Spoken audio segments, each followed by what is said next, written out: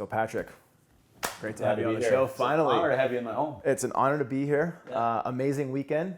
Yes. Evolvecon Yeah, it was 2.0. crazy. Yeah. Crazy. Couple hundred people, long hours. We didn't sleep much. No. No. I think I probably needed to do a little eye bag stuff before our video today, but I bowed out early because I wanted to get that race in, You were but stud. I feel like it was definitely one of the best meetings I have been to in a very long time for connecting. A lot of the people there were definitely motivated, and not just motivated, but really the key takeaways from some of those people about being impacted. Right. So, I mean, that's really what it's about. So the whole event is to teach people that the human side of the business is the most important side. And I think a lot of times at conferences now that we attend, whether it's in the industry, right, financial services or otherwise, it's about business only. It's about networking. It's about this social media thing or this tool or this greatest gadget. And we forget about that we need to connect deeply with one another in order to serve one another and really, really, truly grow our business with sort of that long game, which I stole my talk title from you, right? Awesome. So Yeah, I noticed that. I threw a little credit out, but I didn't Yeah, you didn't put it on blast. Yeah, I didn't tell everybody who it was. So. No, that was great, and that talk was imperative for me because how I deal with people in general in business, it's always the long view. Sure. I don't look at a client or an opportunity that doesn't do business or do something that we're looking to do right away and say, that's it, we're done. Right. It actually keeps me engaged and motivated to connect with them on a deeper level because I get to know them through the time it takes to get to the point where we need to get to. Yeah, I think a lot of people in any service business ought to be high in empathy, and it takes the long view to have any kind of empathy at all, right? For me to understand you, get inside your head a little bit and want to serve you, I've got to be an empathetic person or I've got to develop empathy. And that's a lot of work. I mean, frankly, a lot of people are too damn lazy in the service industry. That's right. That's why they flame out. Yep. Is that they're not willing to put in the work of getting to know the other person. The solution side of it, right? Like in financial services, the investment side of it or an insurance plan or whatever it might be, that's easy. Literally, that's the simplest part. But if you don't spend all the effort prior, you're going to blow them up later, right? You're going to do something incorrect, maybe illegal, inappropriate. But it'd be like you training for the race you just ran. Like if you don't put in all the miles and all the nutrition work and get the rest and do all the things, you're not going to have the great performance that you had on Sunday after a long weekend at a conference. But you're going to probably injure yourself. You're going to, not perform as well as you want, and you may just flame out on running in general or working out in general. And it's very analogous to like just life and that whole person mentality. The two absolutely go hand in hand. And it's all about being authentic and being self-aware of who you are. Right. Because if you know who you are as a business person and as a human being, it translates, if you let it, if you're okay with giving that part of yourself through your business, and you should be be one and the same, being the complete person. Right. Yeah. I mean, to expand that circle of self-aware into just the category of aware is that category of love I spoke about at the conference, where I really think the best way to conduct yourself in business is to really love on people. I agree. And I don't mean like sexual love. I'm talking about filial love, right? Where it's brotherly love. Like I care about you enough that I'll hang with you through some things. And self-aware is a form of love also. You have to care for yourself. Self-love, Yeah. I mean, a lot of people in the service industries in particular kind of hurt themselves because they're so giving to everyone else first that they forget that they got to love on themselves. In order to serve someone else, I have to take good care of me. Yep. Right? So sometimes I have to say no. Sometimes I just have to say later or not right now or these kinds of things. So yeah, the whole personhood starts with you, and then looking at you as just not like, hey, you're an economic benefit. Another dollar sign. Yeah. Yep. So, having that longer view or kind of hanging in with someone and, talking about coaching. So you and I are in a relationship from a business standpoint where I'm coaching you, and we knew each other for a whole year or more prior to that, actually closer to probably a year and a half or 2 years. Sure. Had a couple of in-person times together, a lot of, through video and internet connectivity. But really, it took that long view to see that, Jesse is a person I want to invest in, right? Because my self-care has to be like why would I waste my time on somebody, so to speak, Sure. that isn't willing to do something? Receptive, So, yeah. Yeah. So loving someone isn't always feeling good about them, right? It's willing the good for them, but they have to put that time in. And so if I'm going to invest in you, so tough love is, hey, pull your head out of your ass a little bit. Yep. Like you're doing something destructive. You're doing something where you're making excuses, whatever it might be.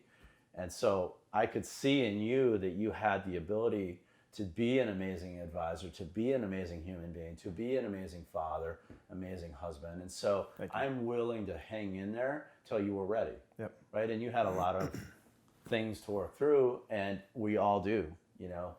We all have this baggage that we carry with us, and some of us learn how to pull a few things out of there over time, and you know, a couple other things might sneak in there.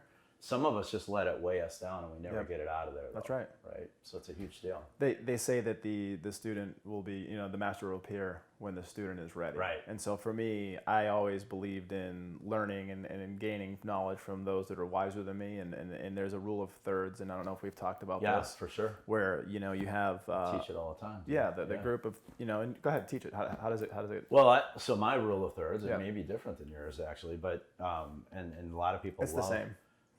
I got it. So the rule of thirds for me is that you want to spend a third of the time that around people that are in front of you in life. Yep. So not just business. Sometimes people just think about this in terms of economic things, like where they are in business. So they're just further down the road than you for whatever reasons. That doesn't always mean they're older.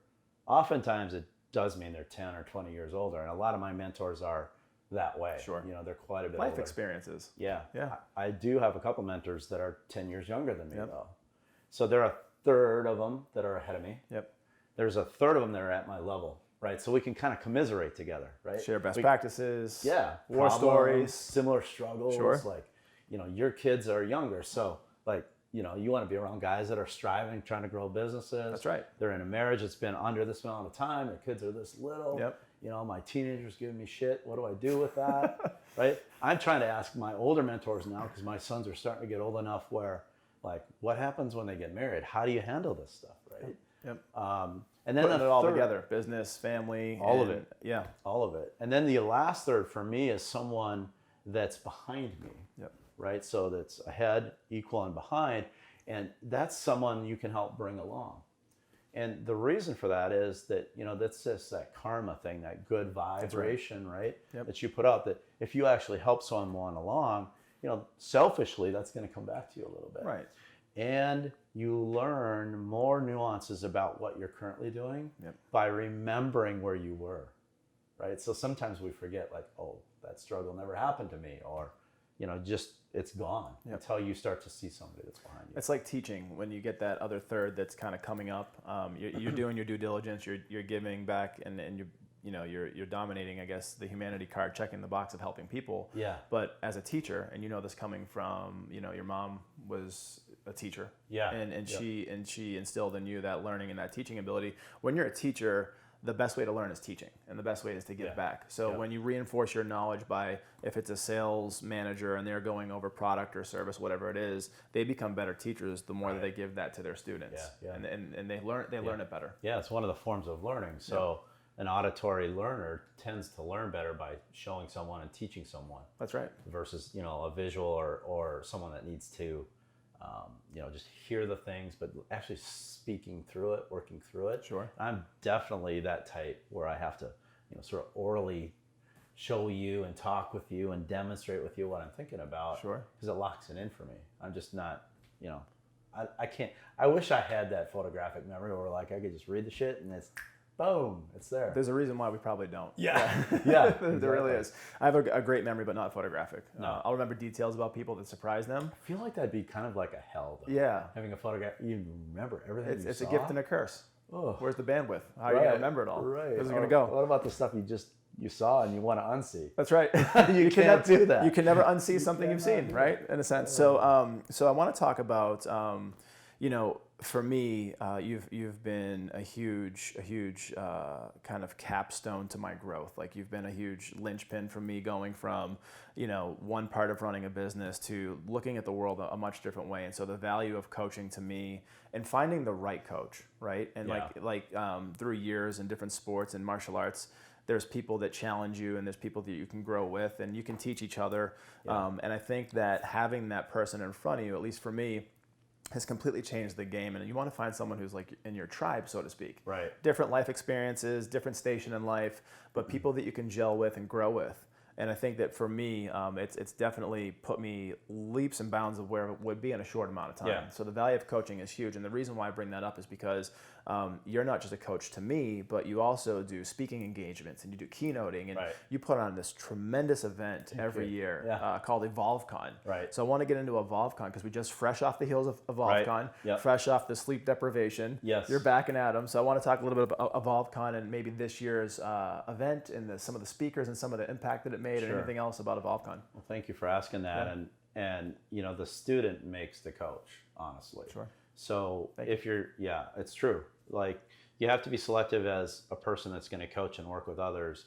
Because a lot of people are in love with the idea of entrepreneurship and in love with the idea of being coached, but they're too stubborn, they're lazy, whatever they want a quick fix, they won't do the work. And you do the work. Yep, I appreciate that. And that makes coaching a lot easier. It's not that I need to be held accountable, but because I have someone to share my story with and share my trials and tribulations and have someone that I can look forward to discussing those things, by default, it is holding me accountable. Right. I can do my own thing, but like having somebody who knows the path and walk the path in all these different things, family, health, fitness, business, it really does keep me wanting to chase after it versus, because entrepreneurship is lonely. It can be very lonely. Yeah. We're in the people business, we're in the human business, but a lot of times it's just us. Yeah, for Researching, studying, planning, preparing, marketing, like all these things a lot of times keep us away from people. And so it's good to surround yourself with people and be mindful of the people you put in your life. Yeah, no doubt. I mean, so tying that into like the speaking and the Evolvecon and some of those things, typically when I speak at an event, I am always going to talk about the understanding of something. I don't want to call it wisdom because that doesn't seem very humble, but the things that I understand more clearly today than I used to, I'm going to speak about them through my own sets of experiences. Yep. And I think that that's more genuine and more real. I'm not a big fan of speakers that are going to talk about theory and academia. Regurgitating it from some non-experience. Yeah. You're at an event and they're giving you an idea out of a book that you've read. You're like, dude, I know that chapter. It's chapter 3 in Good to Great, Jim Collins. It's his idea. It's like Good Will Hunting when he called the guy out for citing and plagiarizing a page in the book. Yes, exactly. And he gave him the specific page because he's the beautiful mind. Yes, right? So it's funny. Yeah. It's exactly like that. So for me, I think that, we all learn through our own trials and tribulations and our own successes and our own efforts. Yep. And so when I'm speaking and when I'm designing an event, I'm want to share those things. So Evolvecon, the reason I use the word evolve in there is I believe that that's the purpose of the human experience is to continually work to be a better human being, which is an evolutionary and evolved type of thinking. Yes. So it frustrates me when I see something in the news about somebody that got in trouble when they were 18 and they're now in their 50s, as if they're still the same person. Like, I hope they're not the same person. Please do not judge me. All of you that might watch this that knew me in high school, like, don't judge me that I would be in the same place, right? So Evolvecon, the idea behind Evolvecon is it is an entrepreneurial conference. It is to pull us together because of that, sort of lonely, striving that we all go through, and to bring in people that are like-minded, but also to bring in speakers of various, backgrounds and skills and things. And so this year, one of my objectives was really to bring in a couple of people that were motivational type people, but more redemption. You heard me say on the stage, I talked about one of our great speakers, John Malott, as his story is really a story of redemption. And so I wanted a redemption story in there because when I used to sit in the audience and watch all the speakers, I always felt like their lives were perfect. They never made an error in judgment or a bad decision in business. They're just amazing business people or human beings, and their lives are perfect. Well, once you start speaking, you find out that they're as human as everybody else, and they've made probably more errors in judgment and mistakes, and they've just learned from them and accelerated their own growth. And so I wanted that redemptive story for the audience to understand that, like, no matter where you are, you can move through that, you can continue through that, you can evolve through that. So that's the point, is to have speakers like John, excellent business minds like Alex Mayer and Ty Lopez were there. Those guys are obviously incredible online marketers and business people in general. Yep. Some amazing female speakers there to encourage that part of our entrepreneurial world that is really, underrepresented sometimes at conferences. And these ladies are doing amazing things, and I wanted to make sure, the participants in our conference got that support. And then my story, this year when I spoke, usually when I speak for other people's conferences, I'm going to talk about finances, and finances specifically for entrepreneurs, because really financial planning and the work you do for entrepreneurs is different than for somebody who's an employee. Right. And to be an entrepreneur myself, to talk to you as an entrepreneur, I'm looking out that same window. And so I have a different perspective than, the people I'm trying to coach out of Merrill Lynch and out of Wells Fargo. They're employees. You're a registered rep if you're watching this thing. Representative. That means you work for a company. That's right. Right? So those kinds of things are super important. So in my events, though, I get to choose my topic, right? So nice benefit. It is. So, I wanted to talk about how you take the long view in business in this instant world, right? In the shortcuts, hacks. I'm into biohacking, like I love it, but you can't just hack your way without having a perspective that's a little bit longer. That's true. So that was the point of my talk this year, was to really help those in the audience to say, look, yes, get productive, get on your health, use all those things that can, really help you get more done, but do it with a perspective that is forming a business that supports your life, not the other way around. A business that you like. Yes. Right? Yeah. It has to be supportive of what you want. That's right. So if you and the boys and your wife want to have a particular lifestyle, you should design the business to support it, not the other way around. Right. Otherwise, you're owned by your business. Yep. Right? And many of us have spent time that way or are building businesses that way. And it's a really, really dangerous way to build a business. So I wanted them to have that perspective. And then, I'm talking from my own mistakes, right? My own experiences. So I've done that. That's why I can speak about it. And really the way you do that is, again, injecting love into it. So I could see in you that you're a potential client. So I have patience with that. Sure. Whether you're ready today or in a year, I'm going to be patient for that. Yep. Because you're the right kind of person.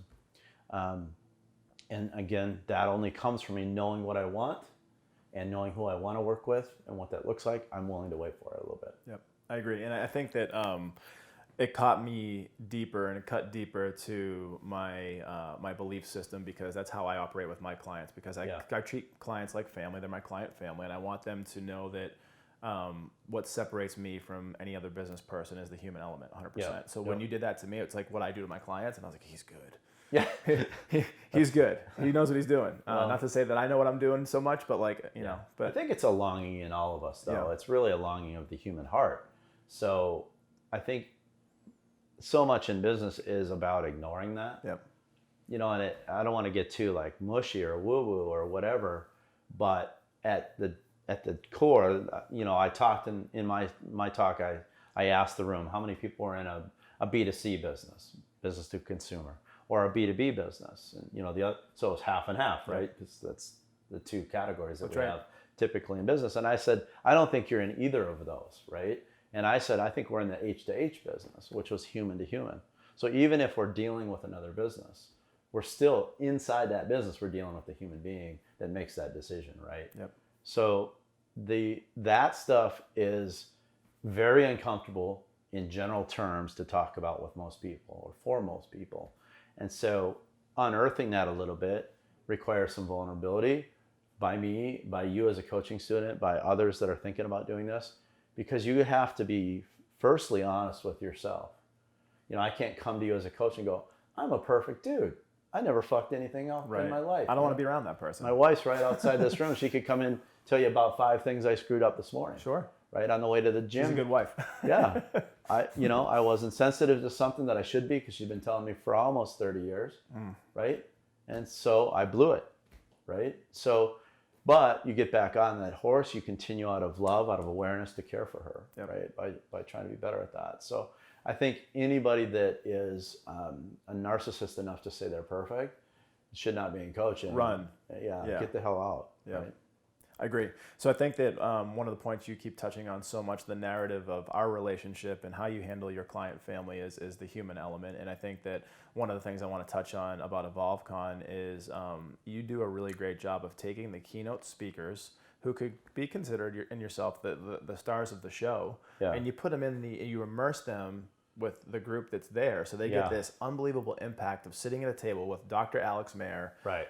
Sitting with John Malott, Casey Adams, all of these huge names, Patrick Tucker, and they get to take their questions, their burning questions, to someone who's well developed in their career and have a focus of 10 minutes and say, help me. Right. And that's the human element, to help. And so I think that if you want to like touch on like that, because I think that's a little bit different. Some of these other conferences, they're you sit in a stadium and you hear people come up and you don't really get to plug in. Right. But the secret to these, and any conference you go to, is to plug into the people that are in the audience. Like, so whether they're going to be future connections, whether they're going to be future clients, that's the secret sauce. But you take it a level deeper. Yeah. So my reasoning is I had an experience that was similar, that was really impactful. And I think a lot of people that would be watching this, or if you've been to a conference, you know that like the side conversations are always the valuable piece. It's the magic. Right? It's where you get to know someone. And so I've built into my conference a component that is the side conversation in small group settings. So we call it a VIP roundtable. And this year we had like 6 tables, so it's almost 60 people in the room.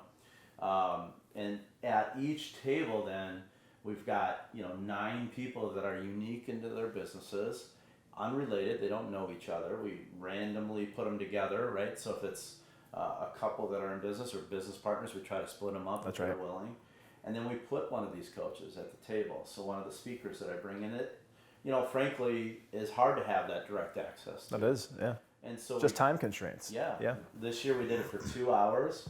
Each person had 10 minutes to lay out a thing and receive responses back. And the idea was, the shorter you can explain where you're at, like if you can get it knocked out in 30 seconds, like, hey, I need to hire somebody to replace me so I can work on the business, not in the business. That's right. I'm afraid, I've done this, I've hired poorly, what do I do? That was 5 seconds or whatever it is. You got 9 minutes and 55 seconds left, where the entire table, including that coach, then can give you and share with you their experiences, their wisdom. It's super impactful. And because it's so fast, what we do is I have it all recorded, both with audio and as much as we can in the big room with the video side. And then we give the entire audience that was participating in that the whole thing. So they can listen to not only their own questions, but all the fellow people at their table and all the other tables. And there's that's like a university's level of wisdom, right? You can accelerate yourself years. And in my personal experience, when I had this happen, it was the genesis of me really launching my coaching business more formally. I had been doing it informally, but I really didn't know how to begin to launch it. And it came out of one of these that I paid $50,000 to be at. They're not inexpensive. Mine is a fraction of that, but again, it's a way to impact a lot of people really, really quickly, and we keep, we learn each year how to make it more and more valuable, and really, really focus on those people in the room. Yeah, it feels like more of a movement that you're creating than anything. I feel like that you're creating a society of well-armed, informed people, business owners, human beings that are taking this information and then they're sprinkling it around their circles, and then like it's just growing great relationships. And so where do you see this thing going? Like, where do you see the next Evolvecon 3.0, 4.0? Like where is this leading? Well, so we grew 4 times year over year, which is a lot. It's incredible. And I want these to be intimate events. So you can't do a Grant Cardone, 10X with, I don't know how many you had, 15,000? Sure. Yeah. I think you might have. There was about 15,000-20,000 at Marlin Stadium in Miami. I don't think I can achieve the same results. You lose the personal touch. Yeah, in that setting. So what we'll probably have to think about, and I've already got a couple ideas, is doing multiples Okay. in a year. And one idea that I'm working on actually is an Evolvecon retreat. So That would I be want to do great. like a week-long retreat. And I've got a spot in Montana I'm looking at. It's a cool place. It's out on, in the mountains in a ranch, and it's got access to some really beautiful places that we can go as a group. It houses 35 people. Nice. So it's a big place. Yeah. Chefs are included, all of that. So Wow. we have great food. We, literally like live together in a sense for a week. And that would be, that's a $10,000 or $15,000 week for people. Yeah. But like it can be the kind of week where it changes your life. You can literally come back with one idea that changes the landscape of your entire lineage of family. Yeah. It's just that impactful. Yeah. So we're thinking about those kind of ideas. I have another person that I know that does something similar where they rent a castle in Scotland. Okay. And then everybody flies over. Again, you live in the castle. Sure. You go on some Scotch tastings and, experience. Maybe Evolvecon 7.0. Yeah, I was thinking about calling it Evolvecon Braveheart. There you go. Something, we all paint our faces. No, but that kind of thing where we're adding a retreat element to it. Again, so we can go deeper, and we've gotten really good at going deep in our events now. But I want to continue on that part of the theme. Yep. It's never enough time with you. I feel that your time is. Good company. Man. I know. I agree. I agree. It's like looking at myself in just a couple of years. And so with everything that we've talked about in a short amount of time, we'll have you on the show again. I got to run and catch a plane. It'd be my honor. Thank you so much. Talk to the folks a little bit about kind of connecting with you and go home message. Yeah, sure. So a couple things. So I have online courses for those of you specifically in the financial services business. So if you're interested in that, you can find that at truemeasureadvisors.com. And I do general consulting as well, though. So I work in industries outside of financial advice. So if you're an entrepreneur in any service-based business, typically, I have social media guys, I have candy makers, I have chiropractors, you name it. I've got a number of different coaching students. And again, you can send an inquiry there to me, and I'd love to talk to you. The thing is, if you're interested in coaching, if you're interested in the courses, is you have to be somebody like Jesse that's willing to humbly look at yourself. So if I could give you one bit of advice, would be the formula I put up during my talk during Evolvecon, and I put it up as a math formula that was 3 words with a plus sign in between them. And it probably should have been like a times with a, a squared or, one of those kind of things, because it's a multiplier effect. And that is that if you can't begin to look at yourself in your own ignorances critically, right, you can't grow. So one thing to be a more kick-ass human being, a better, business person, a better person in general, is you have to start to understand and recognize your own ignorances. Yeah. Right? And so we talked about Charlie Munger. Charlie Munger is Warren Buffett's older partner at Berkshire Hathaway. He's 95 this year. Incredible. Yeah. Right? The guy looks like Jabba the Hutt up there. He's eating his Coca-Cola and candies and such. But the guy is sharp as hell, right? And he's a wise human being, good human being. And his thing is that he likes to recommend to us that we strip ourselves or remove from us one piece of ignorance every single day and replace it with wisdom. It's profound to think about working on yourself and getting better for the sake of yourself and your family and business partners and it's to incrementally get better like that. I mean, imagine if everyone in the world did that. Yeah. So if you ever do the experiment of, if you could just literally take a penny and then double it every day. Yeah. Right? You've seen that number. It's like $1 million in a month. Yeah. It's crazy. Crazy numbers.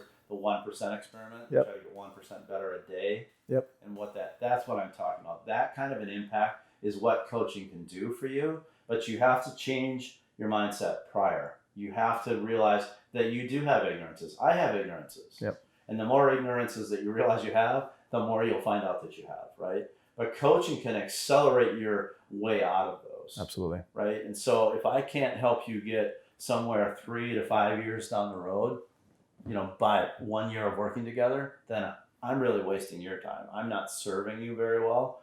So that acceleration is the benefit of coaching.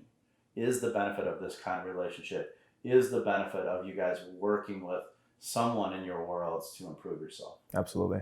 Any kind of social media handles you can give out for people to find you? The real Patrick Tucker on Instagram, everywhere else is the same. That's awesome. Yeah. So for me, just want to say a huge thank you. You've been more than an impact in my life, and coaching with the right people, surrounding yourself with the right people, having wise counsel, the rule of thirds, people here, and your game will be where it needs to be. So Absolutely. love you, brother. Honor, Hey, thanks so much. All right. You're the man. I'm Jesse T. That's Patrick Tucker. Catch us on the next week episode of the Jesse T Show.